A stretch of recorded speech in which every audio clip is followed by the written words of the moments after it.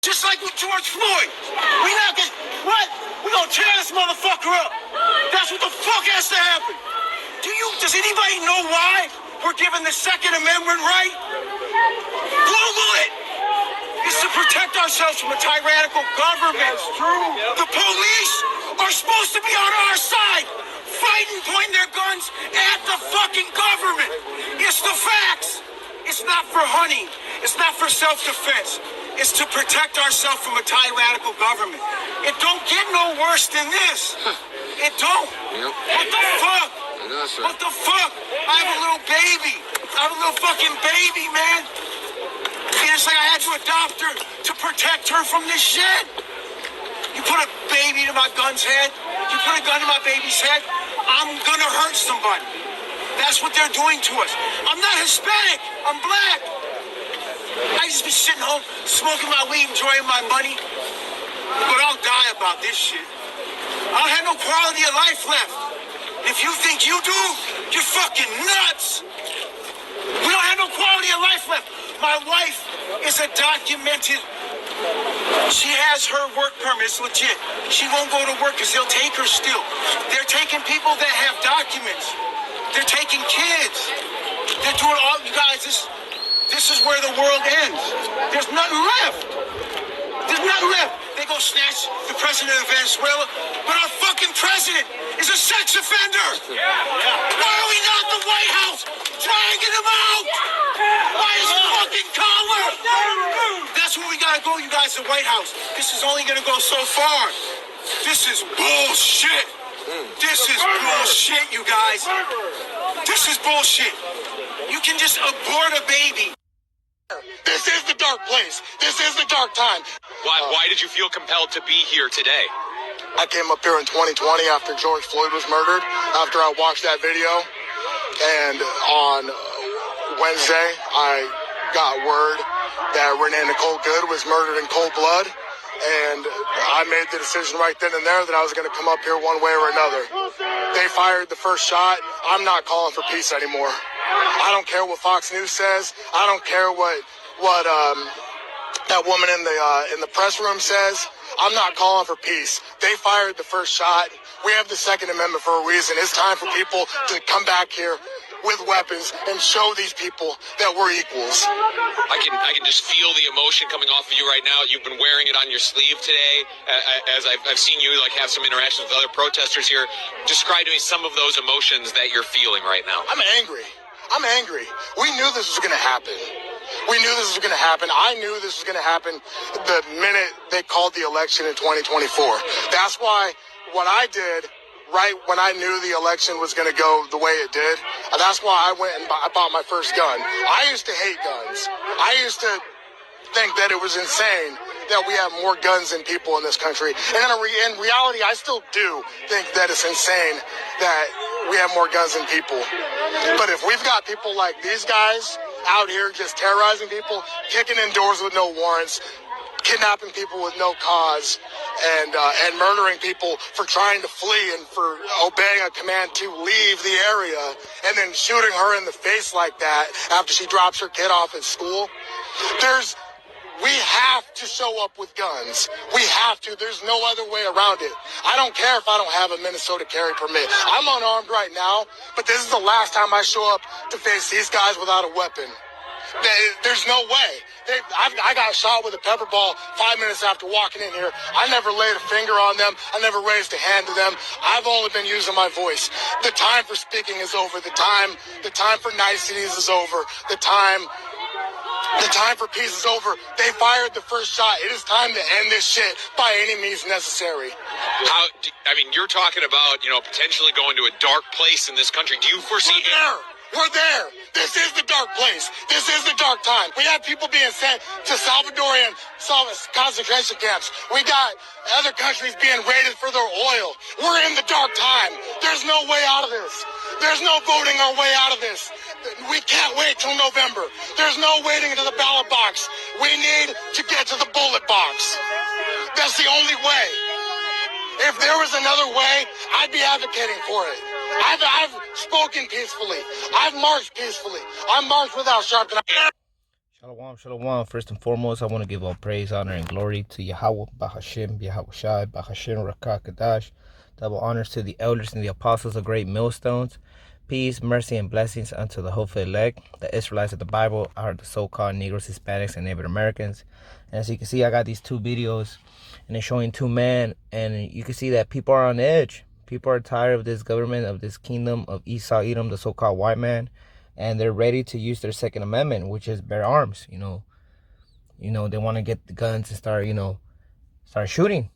For what ICE is doing, everything that ICE has been doing about, recently what happened to that lady that got shot over there in Minneapolis, Minnesota. She got shot in the face, and then they're snatching up not only immigrants, but they're also snatching U.S. citizens that look like immigrants. So-called brown and also so-called black people. Brown and so-called black people, they're getting snatched up from the streets, and people are not liking that. And this is the book of Ecclesiastes, chapter 3, verse 1. It says, to everything there is a season and a time, to every purpose under heaven. So to everything that's going on under the heavens, there's a reason for it, a season and a time for every purpose under heaven. And if we go to 2 Timothy, this is the book of 2 Timothy, chapter 3, verse 1, it reads, this know also that in the last days, so we're in the last days for sure, because we're seeing signs all around the world. You're hearing about rumors of war, nations against nations rising against each other's, earthquakes, evils. We're definitely on the last days. This is the book of 2 Timothy, chapter 3, verse 1. This know also that in the last days, perilous times should come. So right now, these perilous times are dangerous times, because right now, J.D. Vance also announced that ICE are going to be going to people's houses, knocking on doors to see if there's any immigrants there, so they can snatch them up. So we go back to Ecclesiastes chapter 3, verse 8, because both of these men are talking about there's no peace, they're ready for war. And it says right here in Ecclesiastes chapter 3, verse 8, a time to love and a time to hate. And right now people are hating. They're hating this kingdom. They're hating the United States. A time of war and a time of peace. There's no more time of peace. Right now they're ready for a time of war, because they're really tired of this kingdom. If we go to the book of Isaiah, because you got the left hand and you got the right hand. The right hand are Republicans, and then you got the left side, the Democrats. If we go to the book of Isaiah, chapter 19, verse 1, it reads, the burden in Egypt. And we know that United States is modern Egypt. And how do we know? Well, you look at the back of your dollar. There is the pyramid of the Egyptians. Why? Because that's modern Egypt, And if you go to Exodus chapter 20, it tells you that Egypt is a house of bondage. And that's how, United States got this land, by putting other nations, the Gadites, and also the so-called Negroes, the Judah brothers, into slaves. This is the book of Isaiah chapter 19, verse 1. The burden of Egypt. Behold, the outer one, Yahweh, rideth upon a swift cloud, and shall come into Egypt.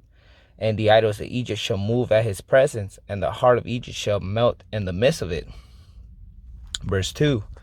I will set the Egyptians against the Egyptians. So that's what the Heavenly Father, Yahweh Bashim Elshai, is doing right now with the people of the United States, with the citizens. They're going against each other. I will set the Egyptians against the Egyptians, and they shall fight everyone against his brother, and everyone against his neighbor, city against city, and kingdom against kingdom. So you got the Republicans and the Democrats. Verse 3.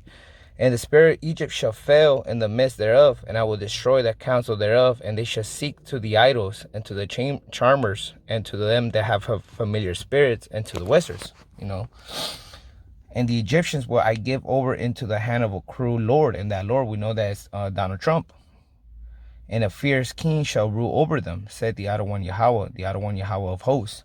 So, all these decrees that Donald Trump is pushing towards the people are not liking it. The left side people, the Democrats, because you got the Republicans that they're really, they stand with Donald Trump, but the Democrats are not standing with them. So, that's going to make people start not only race wars, but also civil war. If we go to the book of 2 Esdras, 2 Esdras chapter 15, verse 14, it says right here, it says, Woe to the world and them that dwell therein. So woe means destruction. Destruction to the world. And whose world? It will be the world of Esau, Edom. His kingdom. Because we're seeing that his kingdom is falling. And them that dwell therein. Who dwells in them? It will be us, the people.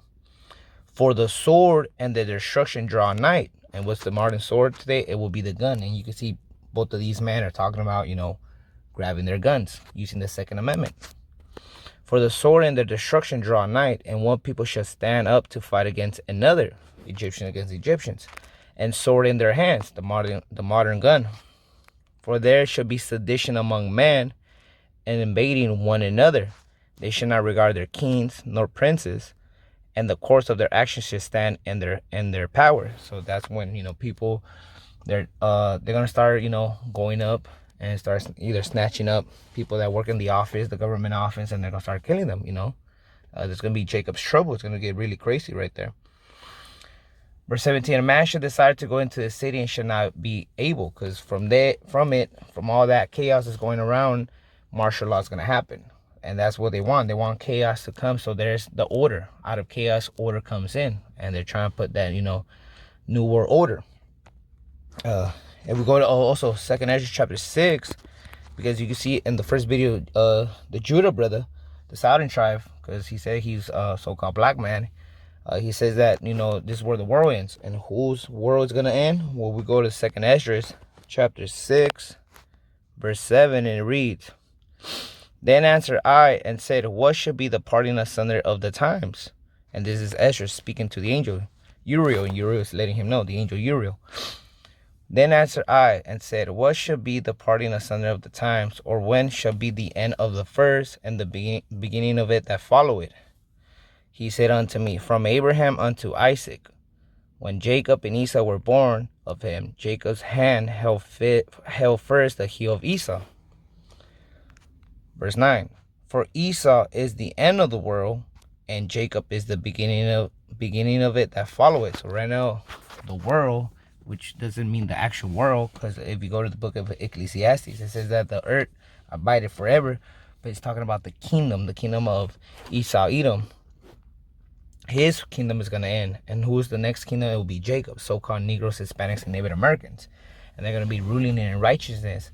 And those men will be the 144,000, 12,000 out of the 12 tribes of Israel, with a Yahushua, who the world internally calls Jesus Christ. Again, 2nd Ezra chapter 6, verse 9. For Esau is the end of the world, and Jacob is the beginning of it that follow it. So, we got a couple more prophecies to pop off, because you still got the famine of the word. You still got persecution on the prophets, the men of the Lord, who are speaking against this kingdom. And then, of course, you got the mark of the beast. It's that microchip that they're actually pushing it already. And with that, I want to give all praise, honor, and glory to Yahweh, Bahashem, Yahushai, Bahashem, Rakah, Kadash, Shalom.